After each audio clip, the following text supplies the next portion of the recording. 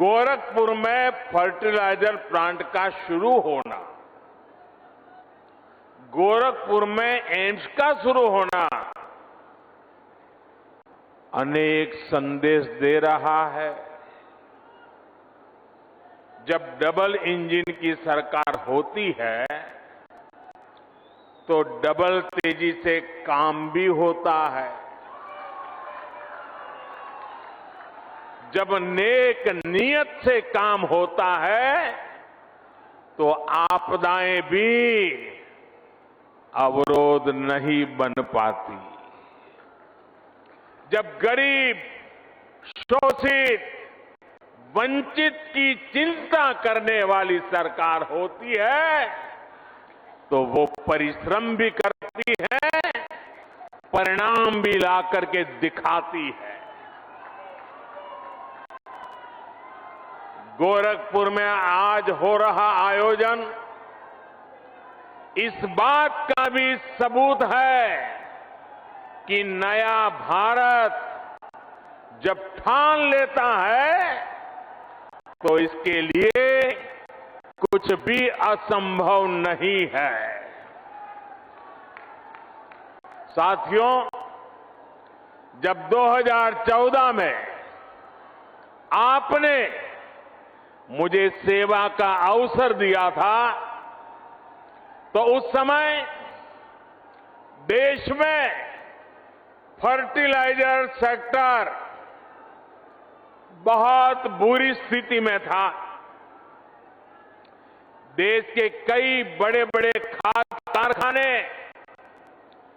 बरसों से बंद पड़े थे और विदेशों से आयात लगातार बढ़ता जा रहा था। एक बड़ी दिक्कत ये भी थी कि जो खाद उपलब्ध थी उसका इस्तेमाल चोरी छिपे खेती के अलावा और भी कामों में गुपचुप चला जाता था। इसलिए देश भर में यूरिया की किल्लत तब सुर्खियों में रहा करती थी। किसानों को खाद के लिए लाठी गोली तक खानी पड़ती थी। ऐसी स्थिति से देश को निकालने के लिए ही हम एक नए संकल्प के साथ आगे बढ़े। हमने 3 सूत्रों पर एक साथ काम करना शुरू किया। एक, हमने यूरिया का गलत इस्तेमाल रोका। यूरिया की 100% नीम कोटिंग की। दूसरा, हमने करोड़ों किसानों को सॉयल हेल्थ कार्ड दिए ताकि उन्हें पता चल सके कि उनके खेत को किस तरह की खाद की जरूरत है।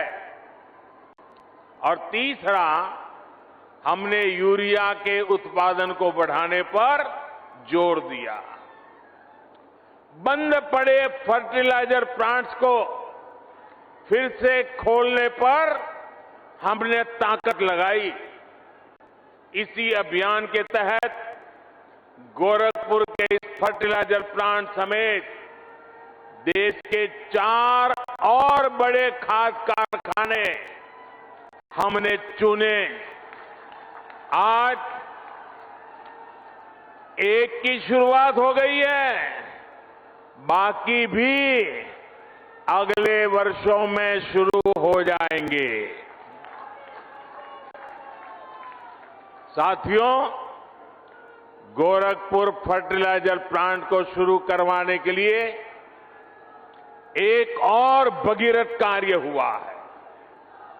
जिस तरह से भगीरथ जी गंगा जी को लेकर आए थे, वैसे ही इस फर्टिलाइजर प्लांट तक ईंधन पहुंचाने के लिए ऊर्जा गंगा को लाया गया है।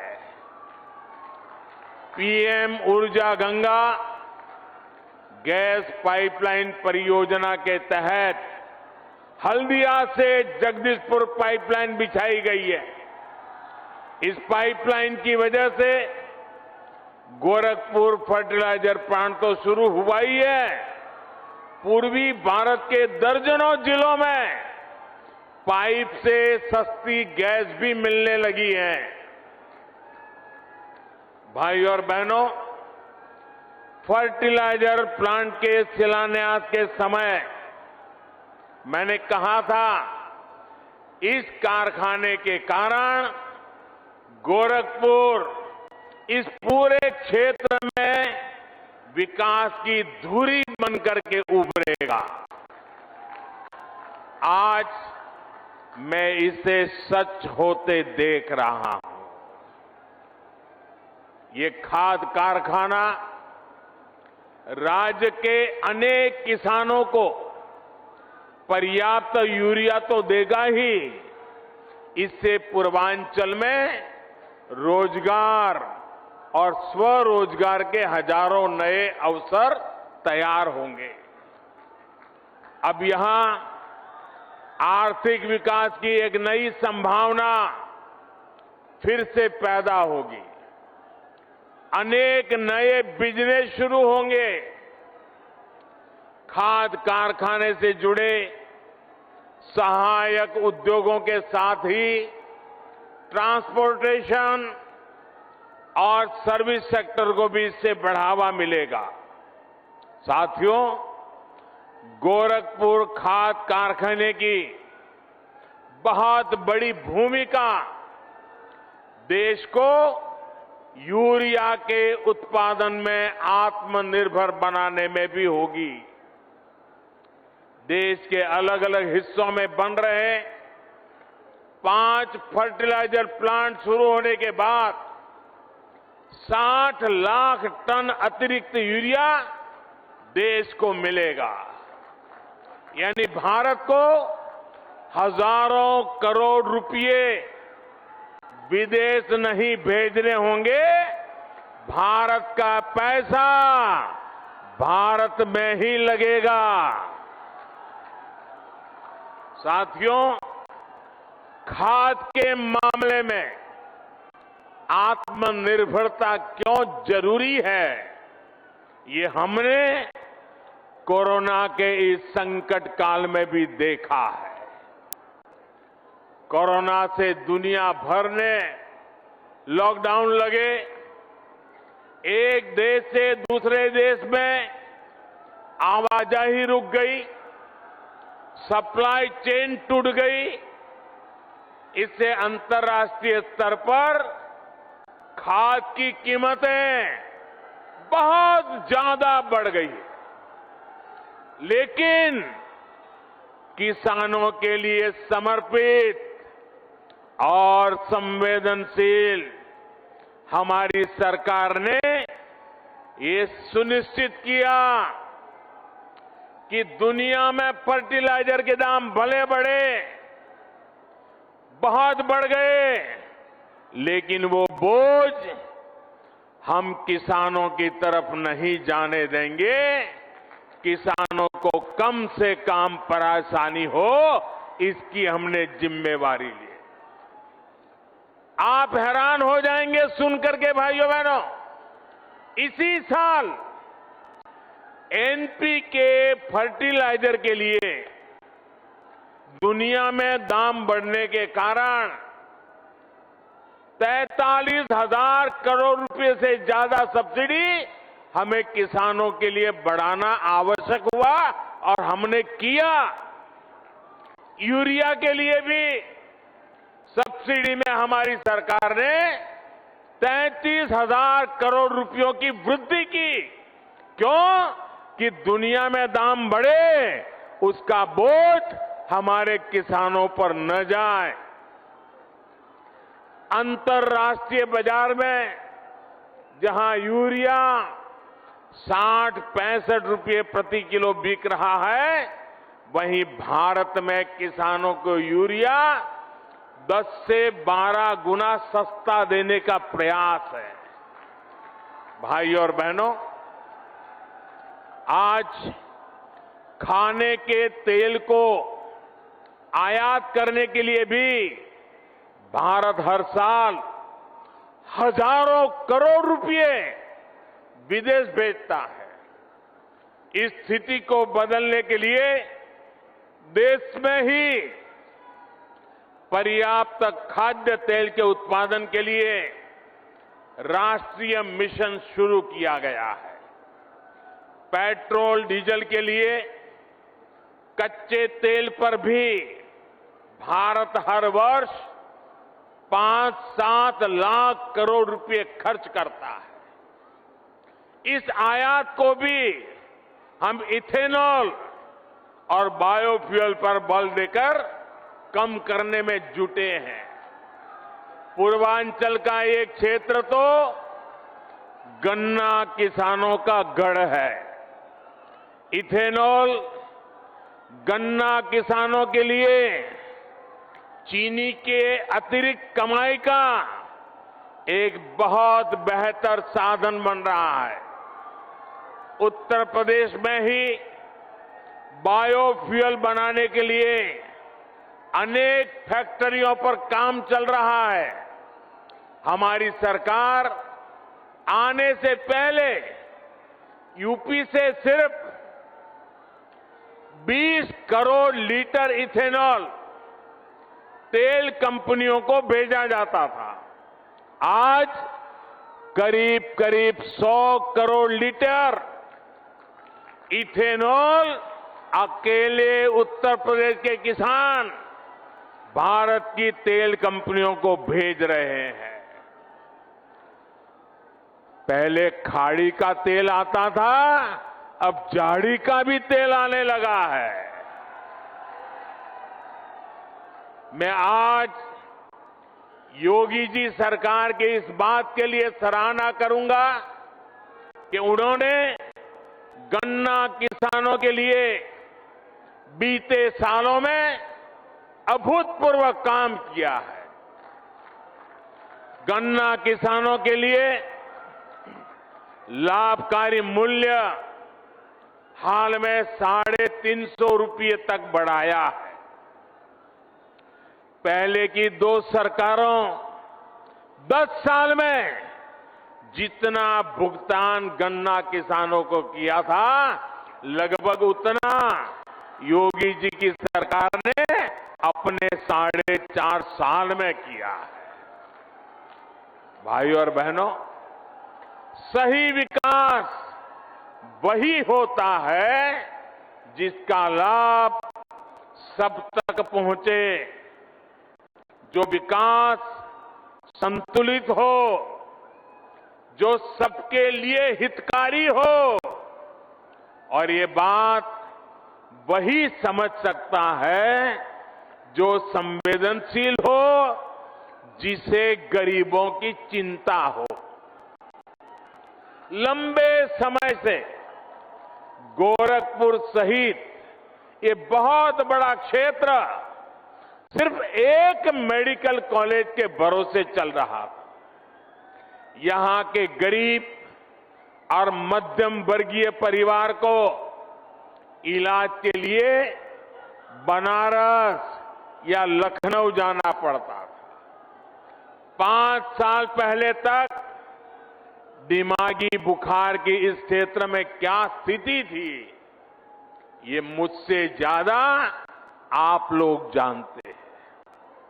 यहां मेडिकल कॉलेज में भी जो रिसर्च सेंटर चलता था, उसकी अपनी बिल्डिंग तक नहीं थी। भाइयों और बहनों, आपने जब हमें सेवा का अवसर दिया तो यहां एम्स में भी आपने देखा इतना बड़ा एम्स बन गया। इतना ही नहीं, रिसर्च सेंटर की अपनी बिल्डिंग भी तैयार है। जब मैं एम्स का शिलान्यास करने आया था, तब भी मैंने कहा था कि हम दिमागी बुखार से इस क्षेत्र को राहत दिलाने के लिए पूरी मेहनत करेंगे। हमने दिमागी बुखार फैलाने की वजह को दूर करने पर भी काम किया और इसके उपचार भी आज वो मेहनत जमीन पर दिख रही है। आज गोरखपुर और बस्ती डिवीजन के 7 जिलों में दिमागी बुखार के मामले लगभग 90% तक कम हो चुके हैं।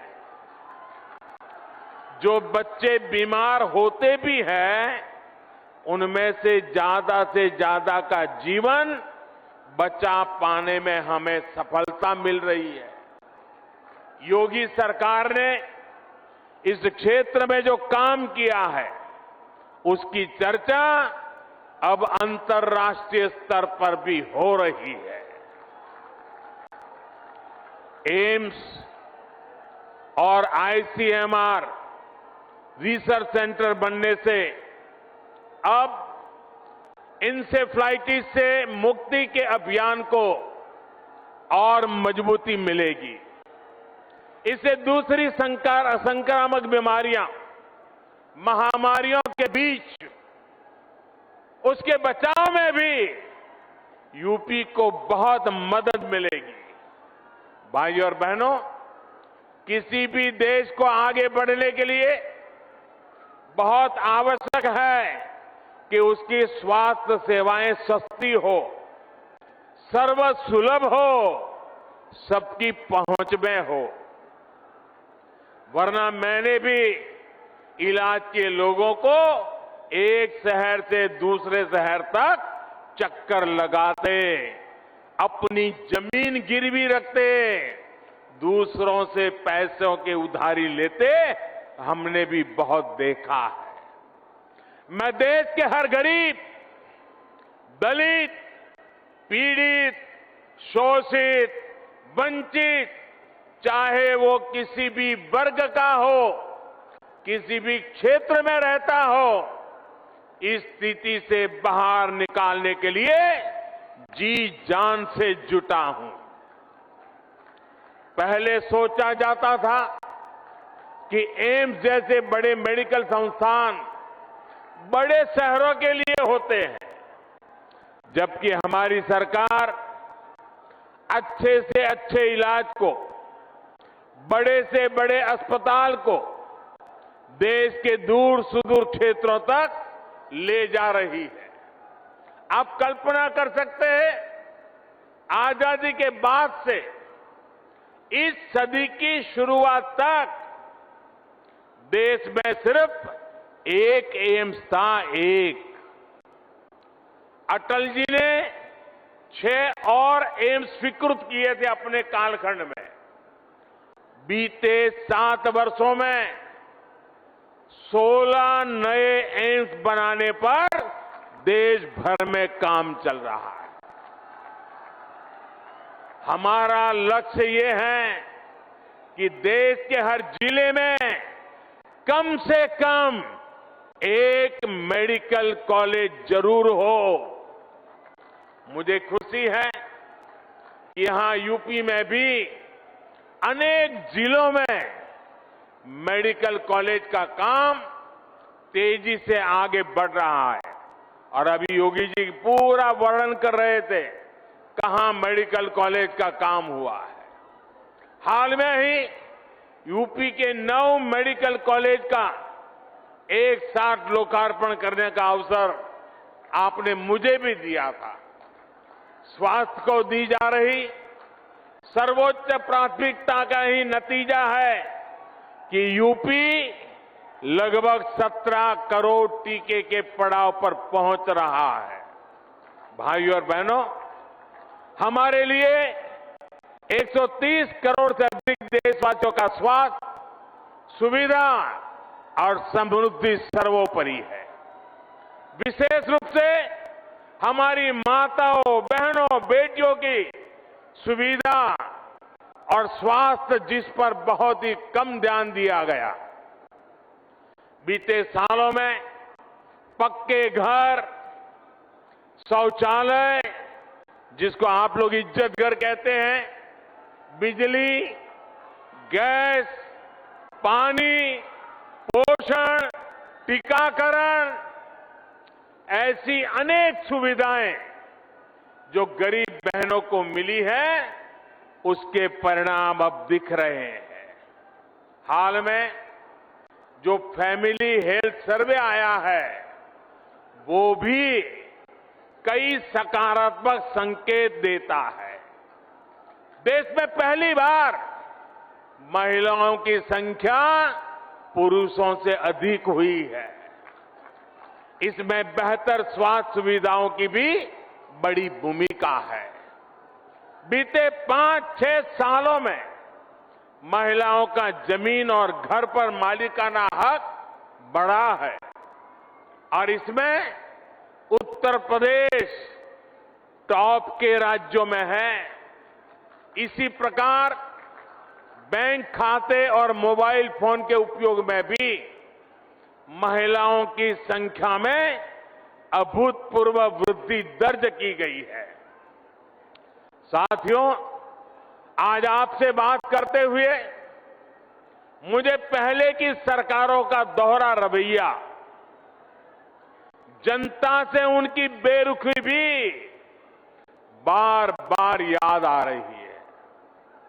मैं इसका जिक्र भी आपसे जरूर करना चाहता हूं। सब जानते थे कि गोरखपुर का फर्टिलाइजर प्लांट इस पूरे क्षेत्र के किसानों के लिए, यहां रोजगार के लिए कितना जरूरी था, लेकिन पहले की सरकारों ने इसे शुरू करवाने में कोई दिलचस्पी नहीं दिखाई।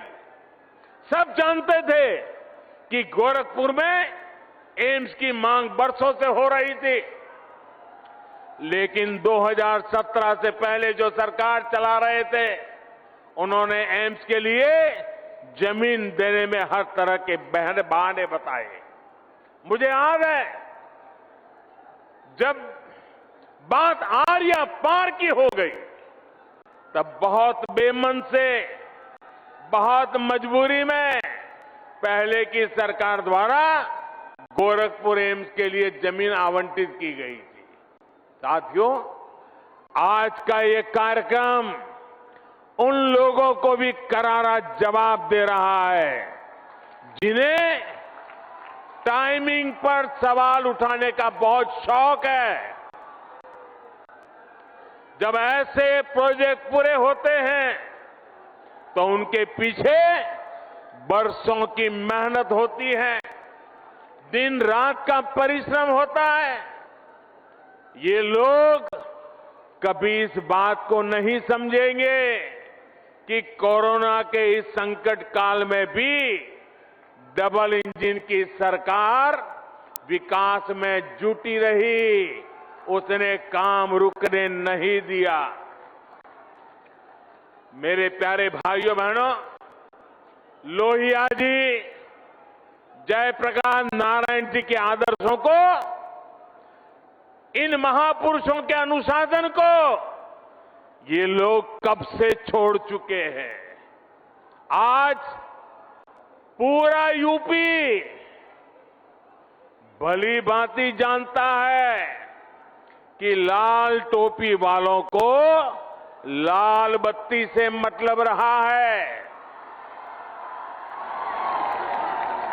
उनको आपके दुख तकलीफ से कोई लेना देना नहीं है।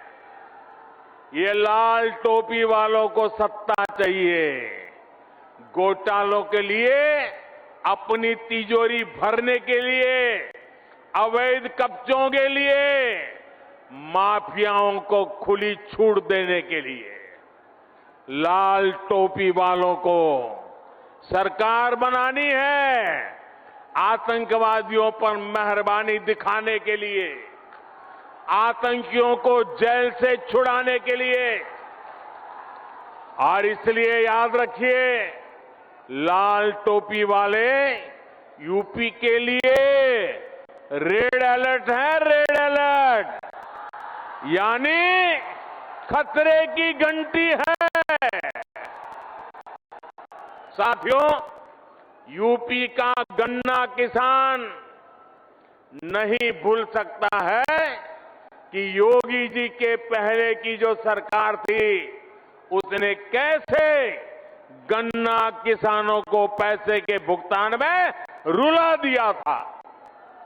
किस्तों में जो पैसा मिलता था उसमें भी महीनों का अंतर होता था। उत्तर प्रदेश में चीनी मिलों को लेकर कैसे कैसे खेल होते थे, क्या क्या घोटाले किए जाते थे, इससे पूर्वांचल और पूरे यूपी के लोग अच्छी तरह परिचित है। साथियों, हमारी डबल इंजन की सरकार आपकी सेवा करने में जुटी है, आपका जीवन आसान बनाने में जुटी है। भाइयों बहनों, आपको विरासत में जो मुसीबतें मिली हैं, हम नहीं चाहते हैं कि आपको ऐसी मुसीबतें विरासत में आपके संतानों को देने की नौबत आए। फिक्र आपकी, सोमवार से शुक्रवार रात 9 बजे सिर्फ TV9 भारतवर्ष पर।